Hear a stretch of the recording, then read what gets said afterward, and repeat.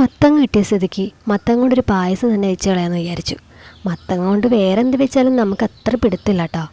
പായസം ആകുമ്പോൾ നമ്മൾ ഇതുവരെയും കഴിച്ചിട്ടുമില്ല, ഒരു വെറൈറ്റി ആവുമല്ലോ എന്ന് ഓർത്തിട്ട് പായസം ഉണ്ടാക്കാനുള്ള പരിപാടിയിലാണേ. ആദ്യം തന്നെ നമുക്ക് ആ വലിയ മത്തങ്ങ ഇതുപോലെ ചെറിയ ചെറിയ പീസുകളായിട്ട് കട്ട് ചെയ്തെടുക്കാം കേട്ടോ. കട്ട് ചെയ്ത് നമുക്ക് ആവശ്യത്തിനുള്ള അത്രയും പീസുകളെടുത്ത് മാറ്റിയിട്ട് ഒരു പാത്രത്തിലേക്കിട്ട് അത് നമുക്കൊരു കുക്കറിലിട്ടൊന്ന് വേവിച്ചെടുക്കാം. ഞാനിവിടെ കുക്കറിൽ 2 വിസിലാണ് കേൾപ്പിച്ചത്. അങ്ങനെ മത്തങ്ങയൊക്കെ വെന്ത് പാകമായ സ്ഥിതിക്ക് നമുക്കത് മാറ്റി വെച്ചിട്ട് ഒരു പാനിലേക്ക് കുറച്ച് അരി വറുത്തെടുക്കാം കേട്ടോ. അരി വറുത്ത് നല്ലോണം തീ ഒരു പാകമായി കഴിയുമ്പോഴത്തേക്കും തീ ഓഫ് ചെയ്യാം.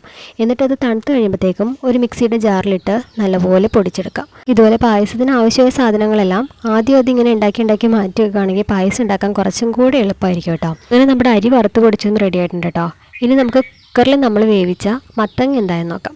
മത്തങ്ങ നല്ലോണം വെന്ത് പാകമായി നല്ലോണം ഉടച്ചെടുക്കാൻ പാകത്തിനായിട്ടുണ്ടേ. അത് നല്ലോണം ഉടച്ച് വെക്കണം കേട്ടോ. ഇനി നമുക്ക് പായസം ഉണ്ടാക്കാനായിട്ട് നോക്കാം. ഇനി നമുക്ക് പാത്രം വെച്ച് ചൂടായി കഴിയുമ്പോഴത്തേക്കും അതിൽ 2 സ്പൂൺ നെയ്യ് ഒഴിച്ച് കൊടുത്തിട്ട് അതിലേക്ക് നമുക്ക് കശുവണ്ടിയും കൂടി ഇട്ട് നല്ലോണം റോസ്റ്റ് ചെയ്തെടുക്കാം. കശുവണ്ടി ഈ ഒരു ബ്രൗൺ ഷെയ്ഡൊക്കെ ആയി കഴിയുമ്പോഴത്തേക്കും അതിൽ നിന്ന് കോരി മാറ്റാം കേട്ടോ.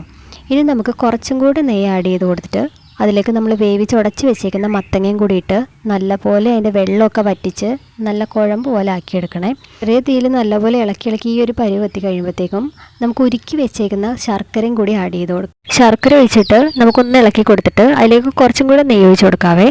എന്നിട്ട് നല്ലോണം ഇളക്കിയിട്ട് അതിലേക്ക് നമ്മൾ വറുത്ത് പൊടിച്ച് വെച്ചിരിക്കുന്ന അരിയിലേക്ക് 2 പാൽ തേങ്ങാപ്പാലിൻ്റെ 2 പാലും കൂടി ഒഴിച്ച് അതും കൂടി ആഡ് ചെയ്ത് കൊടുക്കും. ഈ ഒരു മിക്സ് ഇടുന്ന സമയത്ത് തന്നെ തേങ്ങാപ്പാലിൻ്റെ 2 പാലും കൂടി ആഡ് ചെയ്ത് കൊടുക്കണേ. അതെല്ലാം കൂടി നല്ലോണം മിക്സ് ചെയ്തതിന് ശേഷം നമുക്ക് കുറച്ച് ഏലക്കപ്പൊടിയും കൂടി ഇട്ട് കൊടുക്കാം കേട്ടോ. ഞാനിവിടെ പഞ്ചസാര ഏലക്കയും കൂടി പൊടിച്ച് വെച്ചേക്കുന്നുണ്ടായിരുന്നുകൊണ്ട് അതാണ് ആഡ് ചെയ്തത്. അതിന് ശേഷം നമുക്ക് തേങ്ങാപ്പാലിൻ്റെ 1 പാലും കൂടി ഇട്ട് കൊടുക്കാം കേട്ടോ. എന്നിട്ട് എല്ലാം കൂടി നല്ലപോലെ മിക്സ് ആയതിന് ശേഷം നമ്മൾ നേരത്തെ ആദ്യം വറുത്ത് വെച്ചേക്കുന്ന കശുവണ്ടി ഇട്ട് കൊടുക്കുകയാണേ.